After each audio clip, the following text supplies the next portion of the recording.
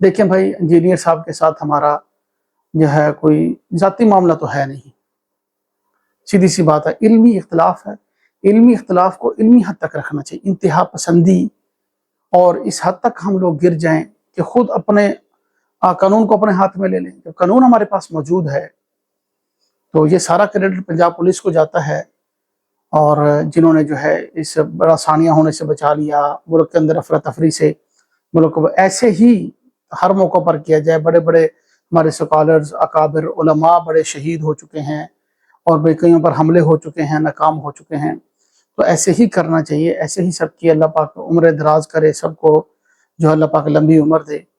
تو انجینئر صاحب سے کوئی علمی اختلاف کرے 100 بار کرے، لیکن یہ بات بالکل غلط ہے کوئی قانون کو ہاتھ میں لے کر خود اپنے طور پر شروع ہو جائے اور یہ اس طرح کی حرکتیں کرنے لگے۔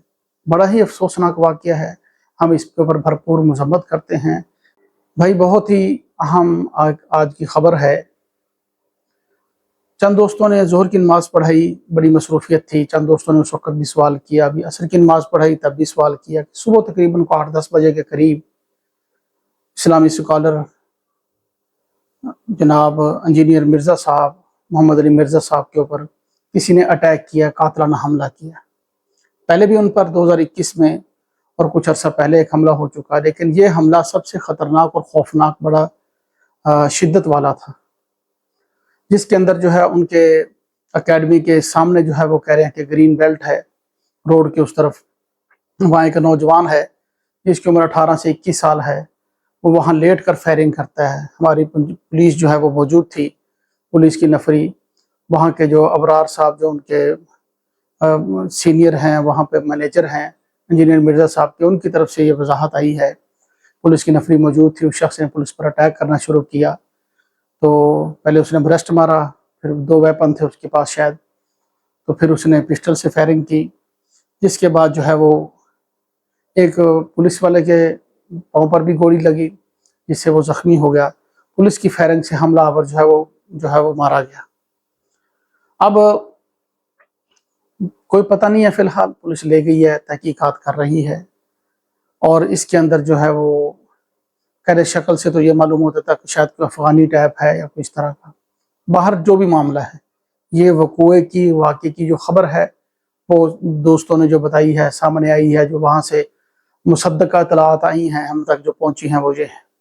دیکھیں بھائی، انجینئر صاحب کے ساتھ ہمارا جو ہے کوئی ذاتی معاملہ تو ہے نہیں، سیدھی سی بات ہے، علمی اختلاف ہے۔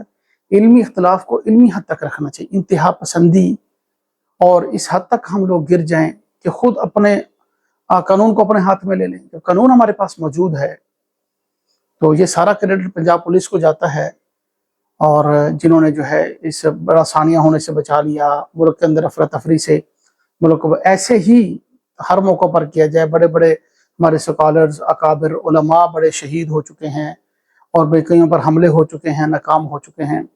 تو ایسے ہی کرنا چاہیے، ایسے ہی سب کی اللہ پاک عمر دراز کرے، سب کو جو اللہ پاک لمبی عمر دے۔ تو انجینئر صاحب سے کوئی علمی اختلاف کرے 100 بار کرے، لیکن یہ بات بالکل غلط ہے کوئی قانون کو ہاتھ میں لے کر خود اپنے طور پر شروع ہو جائے اور یہ اس طرح کی حرکتیں کرنے لگے۔ بڑا ہی افسوسناک واقعہ ہے، ہم اس کے اوپر بھرپور مذمت کرتے ہیں۔ بالکل نالائقی اور نااہلی ہے، بات دلیل سے ہوتی ہے، یہ کیا دلیل کا جواب گولی سے تھوڑی ہوتا ہے۔ ٹھیک ہے، ان سے بہت سی باتوں میں اختلاف ہے، بہت سی باتیں اتفاقی بھی تو ہیں نا۔ توحید بہترین بیان کرتے ہیں، اتفاقی بات ہے۔ قرآن کی بہت سی آیتیں بہت سی غلط بھی پڑھتے ہیں، ٹھیک ہے، لیکن صحیح بھی تو بہت سی پڑھتے ہیں، ان میں بھی اتفاق ہے ان کے ساتھ۔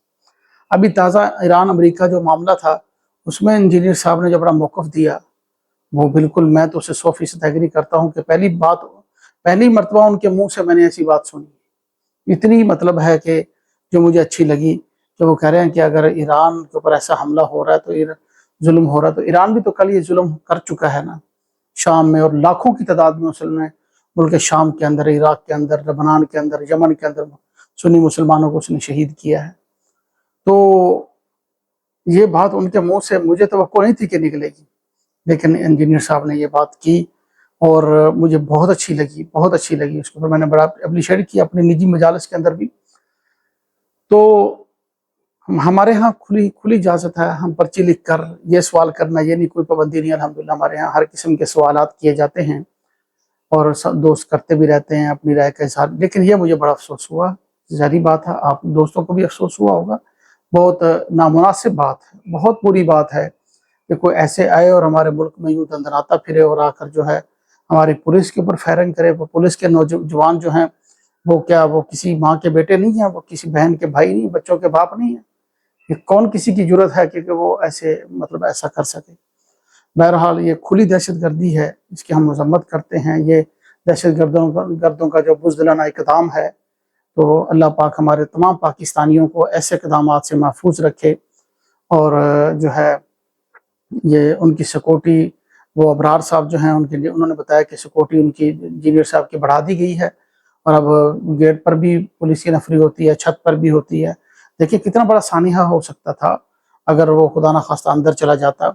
शायद उसका ये होगा कि पुलिस इधर उधर होगी तो मैं अंदर चला जाऊंगा या कोई इस तरह, और वहाँ लेट कर जो है वो फायरिंग कर रहा है।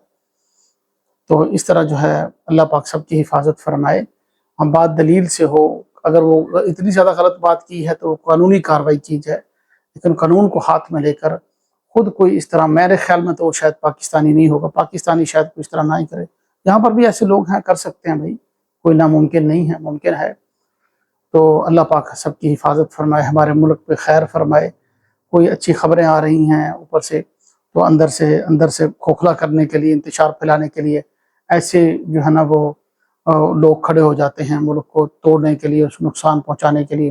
लेकिन ये हमारा वतन है, हमारा मादरे वतन है, अल्लाह ने इसकी हिफाजत करनी है इंशाअल्लाह। हम सब मिलकर यकजहती इख्तियार करेंगे, आपस में इत्तेहाद रखेंगे, तो बिल्कुल अल्लाह पाक जो है हमारी मदद करेंगे। अल्लाह पाक हम सब का हामी और नासिर हो।